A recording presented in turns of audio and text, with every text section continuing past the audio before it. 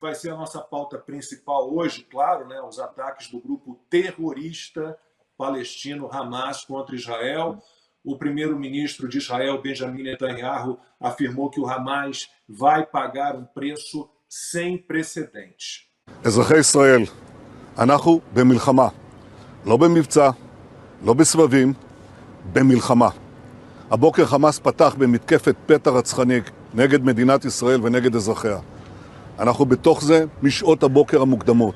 כינסתי את ראשי מערכת הביטחון, הנחיתי קודם כל לטהר את היישובים מהמחבלים שחדרו פנימה. הפעולה הזאת מתבצעת בשעות הללו. במקביל הוריתי לבצע גיוס מילואים נרחב ולהשיב מלחמה שערה בעוצמה ובהיקף שהאויב לא הכיר. האויב ישלם מחיר שהוא לא ידע מותו. אני קורא בינתיים לכל אזרחי ישראל להישמע בקפדנות להנחיות